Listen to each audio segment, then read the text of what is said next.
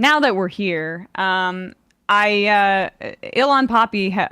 I'm sorry. I don't know why I'm in the habit of saying We Poppy. have the sort of Pontypool-esque mispronunciation virus going around the Yeah, office. Exactly. So attempting but to correct myself, even though we've had him on this program before, and I think said Poppy to him. And I've read like 5 of his books. Right. if you keep saying Elon if you keep saying Pape. Poppy, the next mix for by Ultraviolet is going to be like a reggaeton one. Good point. So Ilan Pape, renowned new Israeli historian, has been making the rounds on the in the media basically to talk about his observations about the Zionist project now that we are seeing world opinion shift so dramatically. We'll play two clips of him here. This is Ilan Pape on with Democracy Now, and they were running out of time, but he reiterated something that we'd heard him say before, that he believes that the Zionist project is coming to an end, but that the path towards the end is going to be quite difficult. What gives me hope is that I do think that the Zionist project in Israel and Palestine, as we see it today, doesn't have long to live, to exist. I think we are seeing processes, important processes, that are leading to the collapse of the Zionist project. Hopefully, the Palestinian National Movement and anyone else involved in Israel and Palestine would be able to replace this apartheid state, this oppressive regime, with a democratic one for everyone who lives between the river and the sea, and for all the Palestinians who were expelled from there since 1948 until today. I believe that this historical process has begun. Unfortunately, it will take time, and the next year or two are very precarious and are very dangerous. But in the long run, I'm really hopeful that there will be a different kind of life for both Jews and Arabs between the river and the sea under a democratic, free Palestine. And before we jump in here, he expanded on these comments on Zateo, which they did a stream with Mehdi Hassan, with Owen Jones, and I guess Diana Boutou as well, speaking, I guess, 2 days ago in response to the ICC application for warrants against Benjamin Netanyahu and Defense Minister Gallant. And Pape expands on his perception that the Zionist project is beginning to fail. Zahid Amanullah asks, Yoav Gallant's recent deadline for Netanyahu to clarify a post-war strategy will face him leaving the ruling coalition. He basically said at the weekend, the defense minister and the minister without portfolio, Benny Gantz, have said June 8th, Netanyahu has to come up with a plan or we leave the government. Does this now accelerate, Zahid asks, given these arrest warrants? How do you think these arrest warrants affect the internal domestic politics in Israel right now? I don't think they do, really. That was my point earlier. Yes, it unifies them in many ways. Yeah, it unifies them. For most of them, this is almost they expect it to happen. They think the world doesn't understand them. They think there is hypocrisy. I'm trying to see it from their point of view, right? God forbid anybody would think that this is what I think. I'm just saying their way of looking at it. And therefore, I think that, when Benny Gantz, this is the minister without portfolio, when he says Netanyahu should have a plan for the day after, it is important to see what does he mean by the day after. By the day after, he means annexation of part of the Gaza Strip to Israel, bringing in a Palestinian leadership that Israel likes, continuing with this discourse of destroying the Hamas, and not at all minding if there will be a mass exodus of Palestinians from the Gaza Strip. So these kinds of two versions that are being fought about in Israel are, both of them mean the continuation of the genocide. In other means, if you want. And therefore, this dramatic decision on the 8th of June to leave, or the dramatic decision to stay, I'm afraid would not have any impact on the ground. It is part of, as I said before, of a longer trajectory a longer process by which Israel is by itself redefining Zionism in a messianic way, in even a more racist and supremacist way. And this will be one factor, not exclusively the only one, but this would be one factor of many that I think would bring the demise of the Zionist project. But I'm talking about a very long period and a very dangerous early stages in this process. Owen's back. All right, so that I appreciated that further explanation because it is also in keeping with what Pape and other Israeli leftists have said about how to fundamentally change Israeli society, because it's not going to be regime change. Benny Gantz, Yoav Gallant, that's not going to happen. I don't think that Likud would have him be the leader of their party, and also these ICC indictments threaten that as well, but that the pressure has to come from the outside to basically kind of not push Israel in this direction, because we don't want them to continue to murder more Palestinians. And I do think that the West Bank, you see this increasing violence in the West Bank, that is the next target in terms of state violence by the Israeli government. But basically to lay bare that messianic vision, the fact that this is not some sort of liberal bastion, a diamond in the rough in the savage Middle East surrounded by scary brown Arab people, but that it is a far-right expansionist settler colonial project. Once that begins to make itself clear to the public, that is when the demise begins, and no Netanyahu Good Morning America appearances where he basically says, oh, this is exactly like the Holocaust or whatever, is going to change that very fact. Go ahead, Matt. Oh, I mean, I was just, I mean, that's the point, is like it's moving to a permanent war conqueror state as opposed to the vacation safe space for Jewish people, which it has been trying to model itself after. And, progressive beacon of the Middle East, it's like, well, do you want to be under threat of, missile attack that we are supposed to rate as scary as, the complete leveling of Gaza? Most people aren't, and there is out-migration, as far as I know, from Israel right now. Yeah, I haven't gotten any of those like come to Israel tourism ads anymore. It seems like all of that money has gone towards like pushing like IDF tweets. Yeah, I think, but that's what happens, right? When it's not that vacation spot, it's not some place to go and feel connected to your heritage, as Israel has branded itself. It is a place that represents extreme racism and also a lack of safety for the people there. Now, the Iron Dome is robust and includes some of the most advanced defensive weapons technology in the world, but people are still, I would imagine, they're taking a massive tourism hit at this very moment, and a lot of citizens of Israel have dual citizenship, so they can be, if they choose, those particular citizens can just go back to countries like the UK or the United States. But in terms of those ICC warrants, it is like a marker in that historical process that Pape is talking about, because this is the first time that the ICC has, if this, the warrant application goes through, issued arrest warrants for Western leaders or people associated with the West.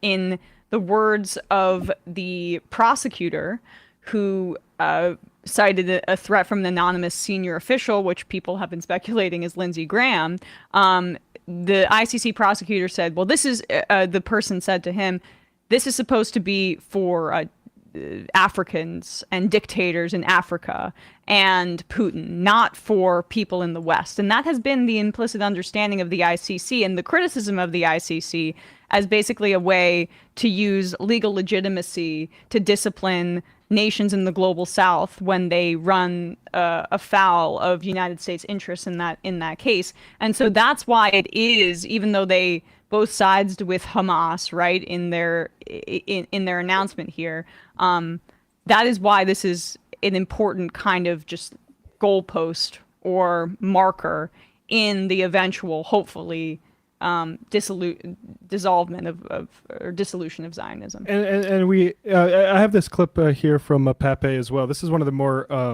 I think, concise framings of like people are like, well, what then? You just want every Israeli to die. No. And I think that is, and this is a moment. Obviously, though, they're in good very faith when they say hyperbolic. that. right. They completely they're completely You see being hysterical legit. stuff like that. I mean, That's often it's projection. from No, you do. Zionists. Well, when you say end Zionism, we mean basically integrating society where if Israelis agree to live alongside Palestinians and Arabs, they can stay. Yeah, but for folks I who mean- generally want to know what fills that vacuum, we have this. I have this clip of Pape here talking about something that John Kerry said, which is actually for an American leader pretty on the money. But Pape had, I think, an important issue with the way that Kerry called Israel an apartheid. This state. is like 10 years old, right? Yeah, maybe 7, 8, yeah, somewhere around there.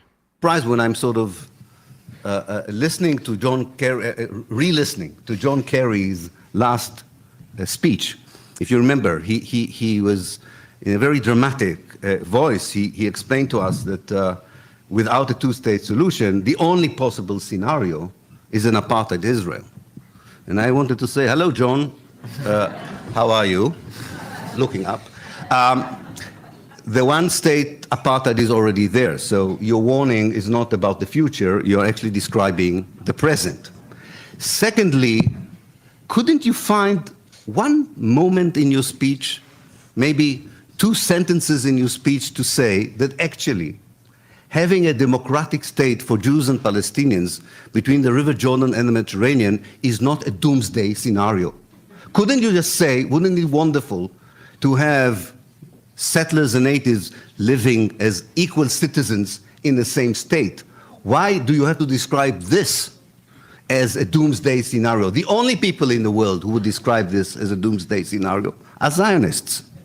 Because they think that when the Jews are not a majority, the only possible thing Palestinians can do is to kill them. Well, I lived in Haifa all my life. I live in the Galilee.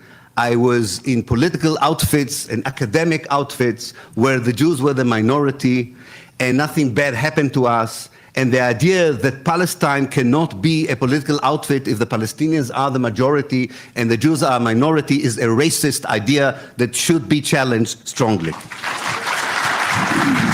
Well, just to his point, I don't think, and maybe some of that hysterical, projection is legitimately felt, if wrong, that people, Zionists, feel as though like if you integrate society, they will be totally eradicated, forcefully by violence. I think they have the kind of mentality that a lot of racists have when it comes to integration with, marginalized groups, historical or otherwise, or immigrants, etc., where the influx of a quote unquote different culture is akin to eradication. This is when people go to Brooklyn or Queens and show a bunch of like Latino fruit salesmen in a square selling fresh mangoes, and they go, how can people live like this? It's the implicit presence of that culture within what they feel like is their space is akin to being eradicated. And also, integration, we see when parts of society are integrated, when neighborhoods are integrated, like racism and exposure tends to reduce that amount of racism, because you are no longer just fed stories about how brutal the other is and how like foreign they are, but you actually live amongst those people. Your kids go to school with those people. America is still a very segregated society, so we still have like huge pockets of like monocultural or monoracial neighborhoods, but in neighborhoods where there's lots of integration, people tend to get along better.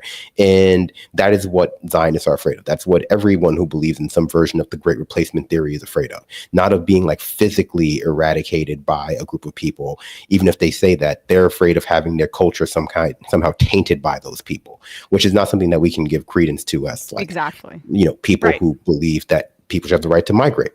Well, that's why I mock Zionists' feelings. I mean, I drink their tears, to be honest with you, because like the idea that we are supposed to be placing people's anxiety about the criticism of Israel, particularly if they're in the West and they're not, being starved to death and having their limbs blown off and having their children die in front of them right now. And that's like what we should be highlighting here in America, their feelings on college campuses, or their feelings about how like perhaps their preconceived notions of their liberalism as it relates to Israel were completely racist in and of themselves.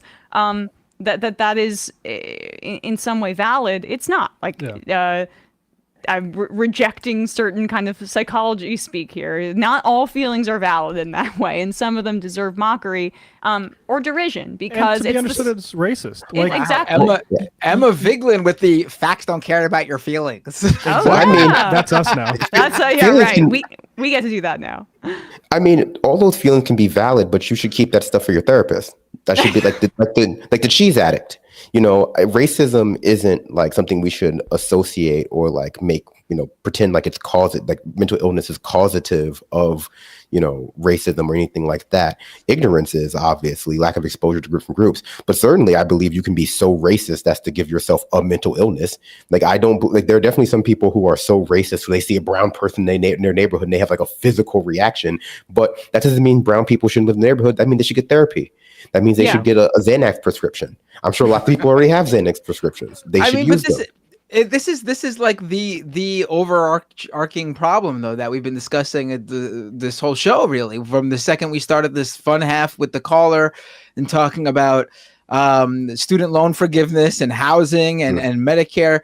People, it's sad, but the vast majority of people just don't care about something unless it affects them, and if something's not affecting them, they want to then make it affect. They'll make it affect them. They'll go out of their way to claim they are somehow the victim or the main character for this topic or whatever it is, just so they can feel involved and that their opinion is valid. And not even just valid, that their opinion is the most valid. Right. And it really is just racial anxiety and hysteria. It is. It's all of this is, you know, the sort of intellectual infrastructure built on top of an imperative to have a demographic majority for Jewish people in that region, and that is just white supremacy. Yep. Yeah, and that's why, you know, to Matt's point, Matt Bender's point, like a lot of people are just taught that they have like empathy, like broad empathy, when they have like it's selective empathy.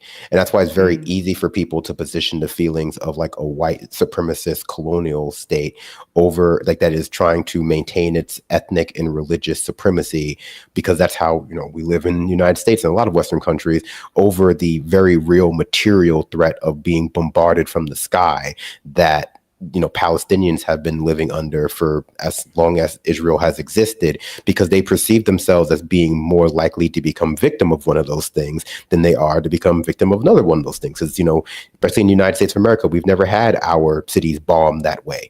So it's very easy for them to take the individualized stories about how fearful someone living in a skyscraper in a part of Israel feels when they have to be, you know, when an evil brown person is around, than it is for them to imagine what it would be like if your child was blown apart by a predator drone. Right.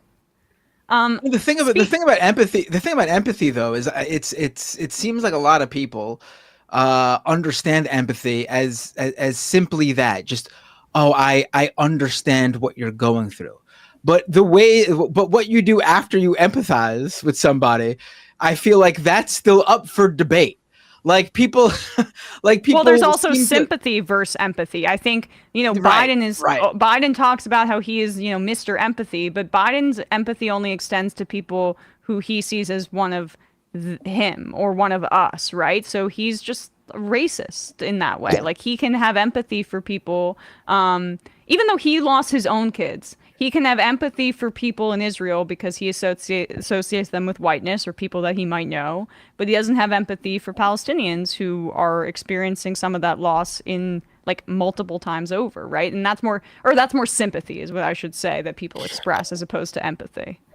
Right, but at the same time, like a lot of the reaction to this though is like, that's just what happens. Like, I feel bad for those people, but it is how it is. I mean, some people have been raised in a way where it's good. I feel bad for you, but it's good that thing is happening to you because that's how life is.